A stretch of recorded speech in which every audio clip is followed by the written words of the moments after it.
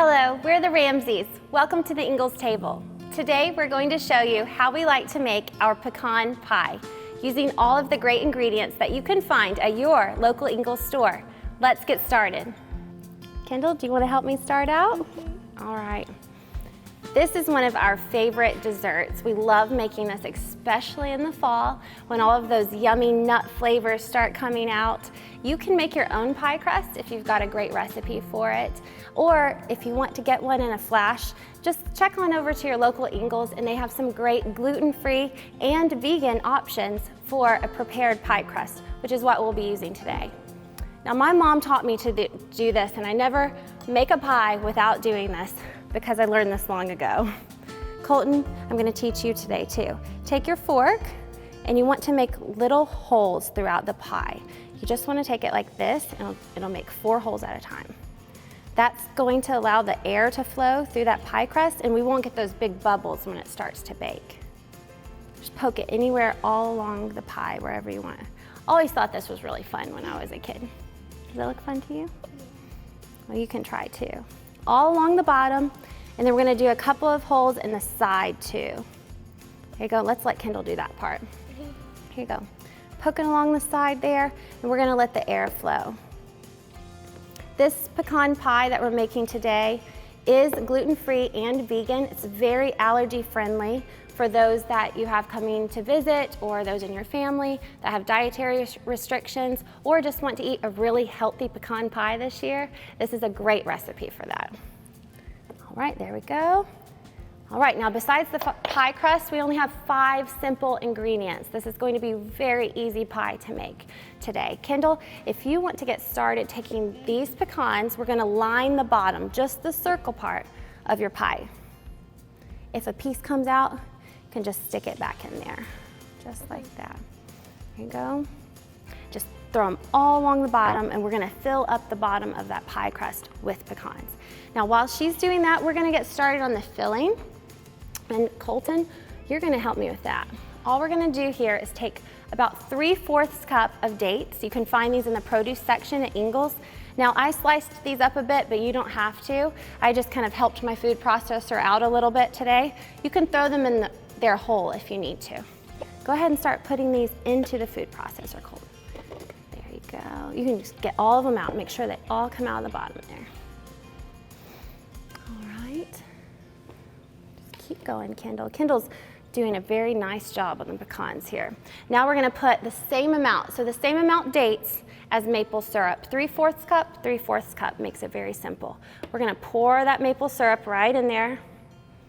Nice and yummy. So there's our syrup. And then Colton, we're gonna do 2 flax seeds, 2 tablespoons of flax seeds. Now I'm using this in lieu of eggs. Sometimes desserts, especially around the holidays, are hard to substitute eggs. Sometimes that can be the tricky part. But for this recipe, the flax meal works nicely and you don't even have to add water. You can just add it dry, just like this. So 2 big tablespoons of flax. You can just level it off there and throw it in. There you go, Colton, good job. Sissy, I'm gonna help you just a little bit. Make sure it's nice and full, very up to the top, Colton. There you go. We're gonna get it, here you go. You did so good placing those in there. Just get it real full and then spread it out and make sure it's flat. Yeah, I'll help you. Okay, so flax seeds.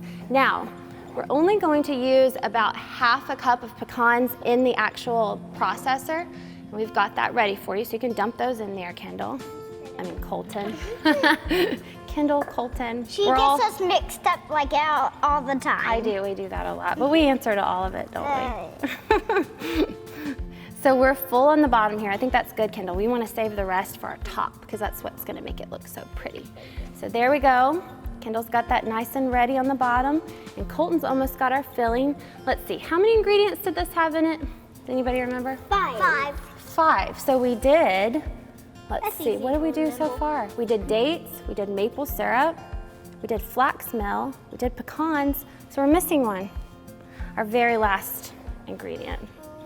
Just a little bitty 1/4 teaspoon of salt. Throw that in there, Colton, we'll be ready to rock and roll.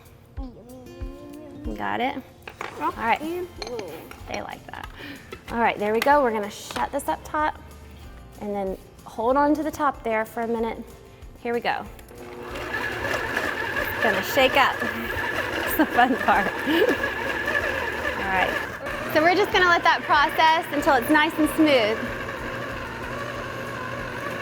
We wanna make sure all those dates are chopped up in there.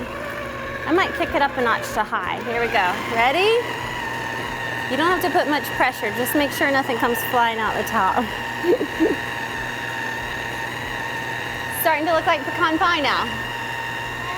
See? Smells like it too, doesn't it? There we go, and that's about all we need. So I'm gonna take this off, Colton Dean.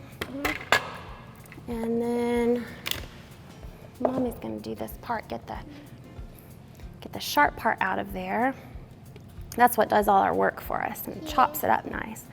Move it over here, and then look at that, nice and creamy, and that's what's gonna make our filling. So we're just gonna pour all of that onto what Kendall did here with the pecans on the base. Here we go. I think this smells so yummy, guys. You smell it? Yeah. Now this can be made in a big, regular size pie dish like this, or you can make it into tarts if you want to experiment on getting smaller, single size portions. We like doing that. What's it good for too, Colton? Dessert, but sometimes we eat it for what? Breakfast. Breakfast. We ate it for breakfast today. We did. We had a lot of taste testers in our house today. So we got to eat it for breakfast. Now some people like this right out of the oven warm, but I love it chilled. For this particular recipe, I do think it tastes better chilled in the refrigerator for at least 2 hours, if not overnight. So all you do is fill this up here, smooth it out. Starting to look really pretty, isn't it, guys? Now Colton and Kendall are gonna help me with the topping. And all we do for the topping is put more pecans, because it is a pecan pie and there's lots. So put that one back over there. And then Colton and Kendall are gonna help me right here. Let's hand Colton some of these pecans. You have yours, and all I want you to do is just crush them up with your hands, get them a little bit smaller, and sprinkle them over the top here. You guys just take turns and let's finish it up nice. Crush it up, sprinkle it on top.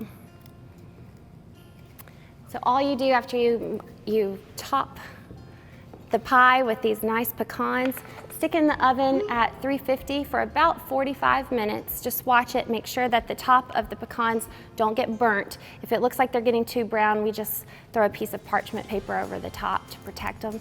And then get it out when it looks nice and firm. Let it cool about 2 hours and then pop it in the refrigerator.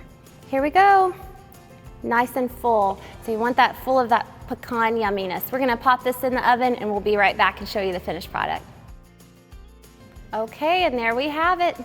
Nice out of the oven. We're gonna let this cool in the refrigerator and then we'll look forward to a yummy pecan pie. Thank you for joining us today here at the Ingles table. Don't forget to check out the rest of our website for more great Tips, tricks, and recipes. See you next time. Bye. Bye.